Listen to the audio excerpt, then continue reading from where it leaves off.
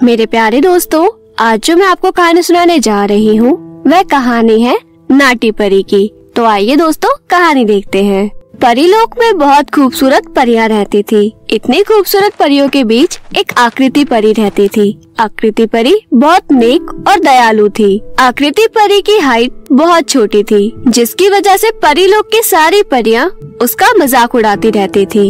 एक दिन आकृति परी सैर सपाटा पर निकलती है। तभी वह देखती है कि मीठी परी पौधों में पानी डाल रही है। उसे देखकर आकृति परी कहती है, मीठी परी, तुम पौधों में पानी डाल रही हो क्या? मैं तुम्हारी मदद करूं? मुझे पौधों में पानी डालना बहुत अच्छा लगता है। मीठी परी हंसते हुए कहती है, अरे आकृति परी, तुम मेरी मदद क्या करोगी? तुम तो खुद पौधे जितनी ही हो। मेरे हिसाब से पानी तुम्हें देना चाहिए। शायद तुम थोड़ी बड़ी हो जाओ और तुम जाओ यहाँ से।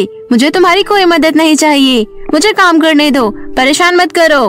ठीक है मीठी परी, मैं यहाँ से चली जाती हूँ। मीठी परी की बात सुनकर आकृति परी वहाँ से चली जाती है। उसके बाद बहुत देर तक घूमने के बाद आकृति परी देखती है कि कुछ परियां एक साथ बैठकर बातें कर रही हैं। उन्हें देखकर आकृति परी कहती है, परियां, आप सब क्या बातें कर रहे हो? क्या मैं भी आप लोगों के साथ बैठ जाऊं? तभी कुछ परियां उसे चिढ़कर कहने लगती हैं, हम यहाँ अपनी बातें कर रहे हैं, तुम्हें यहाँ आने की कोई जरूरत नहीं है। तुम इस परीलोक में रह सकती हो, लेकिन हमारी दोस्त कभी नहीं बन सकती। हाँ, काजल परी बिल्कुल ठीक बोल रही है। तुम्हें यहाँ आने की कोई जरूरत नहीं है, क्योंकि हम नाटी परी से कोई बात नहीं करते। इतना कहकर सारी परियां वहाँ हंसने लगती हैं। सभी परियों की बात सुनकर आकृति परी उदास हो जाती है और अपने आप में कहने लगती है, परीलोक में मुझे कोई पसंद नहीं करता, जबकि मैं भी एक परी हूँ। शायद मुझे यहाँ से चले जाना चाहिए, क्योंकि मेरे नाटी होने की वजह से कोई भी मेरे से बात नहीं करेगा। मैं यहाँ से चली जाऊंगी। आकृति परी परीलोक से हमेशा के लिए चली जाती है। उसके जाने के कुछ ही दिनों बाद सभी परियां आपस में बात करने लगती है। उनमें से एक परी जो आकृति परी की दोस्त थी, वो सभी परियों से पूछती है, क्या तुम में से किसी ने आकृति परी को देखा है? 2 दिन हो गए, वह मुझे नजर नहीं आई। हाँ, मैंने भी उसे नहीं देखा है। कहाँ गई होगी वो? हाँ परियों, लेकिन कल मैंने उसे परीलोक से बाहर जाते हुए देखा था। उसके बाद से वह मुझे कहीं नजर नहीं आई। शायद वह हमेशा के लिए परीलोक छोड़कर चली गई है।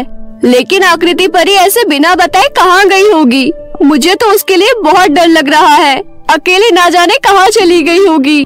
वहाँ खड़ी और परियां भी आकृति परी के लिए चिंतित हो जाती है और कहती है, कहीं न कहीं हमने आकृति परी के साथ बहुत गलत किया है। वो हमारे पास बात करने आती थी, लेकिन हम में से कोई उससे बात नहीं करता था और उसे वहाँ से भगा देते थे। हाँ, हमें ऐसा नहीं करना चाहिए था। आखिर वो भी तो एक परी ही है ना। लेकिन अब हम क्या करें? आकृति को कहाँ ढूंढे? हमें तो ये भी नहीं पता वो कहाँ गई होगी। एक काम करते हैं, हम सब रानी परी के पास चलते हैं। रानी परी ही हमारी कुछ मदद कर सकती है। मायरा परी की बात सुनकर सभी परियां रानी परी के पास पहुंच जाती हैं। रानी परी सभी परियों को एक साथ आते हुए देखकर बोलती है, क्या हुआ परियों? आप सब इतने परेशान क्यों लग रहे हो? रानी परी, हमने आकृति परी के साथ बहुत बुरा किया है, जिसकी वजह से वे हमेशा के लिए परीलोक छोड़कर चली गई है।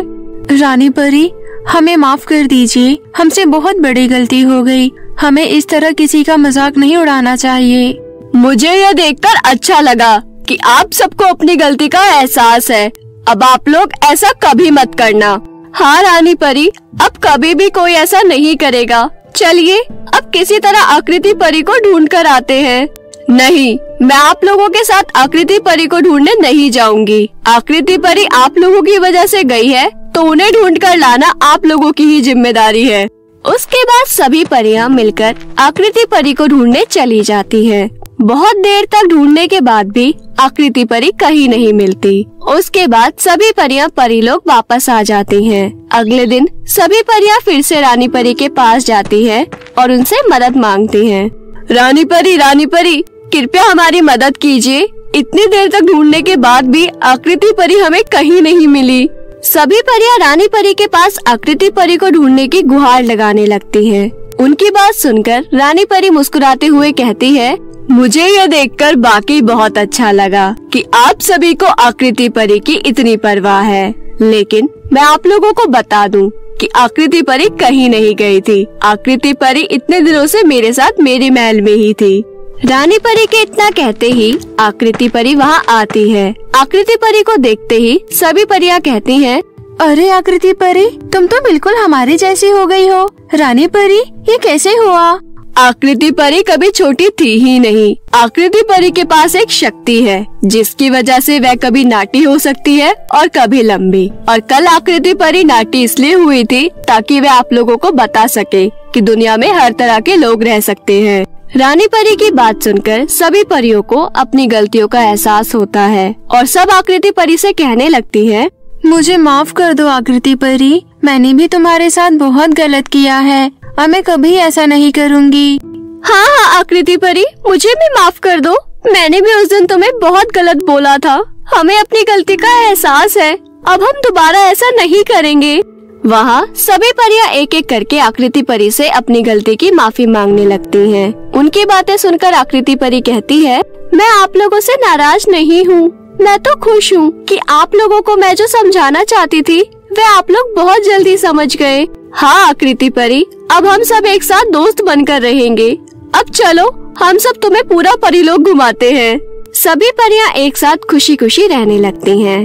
तो मेरे प्यारे दोस्तों, कैसी लगी आपको हमारी ये कहानी? हमें कमेंट करके जरूर बताएं। और हाँ दोस्तों, अगर आपको हमारी कहानी अच्छी लगी हो तो अपने दोस्तों के साथ जरूर शेयर करें। दोस्तों, अगर आपने अभी तक हमारे चैनल को सब्सक्राइब नहीं किया है तो नीचे लाल बटन दबाकर अभी सब्सक्राइब कर लें। साथ ही बेल आइकन को दबाना ना भूलें। तो मिलते हैं आपसे फिर किसी नई कहानी के साथ। तब तक के लिए अपना ध्यान रखिए। धन्यवाद।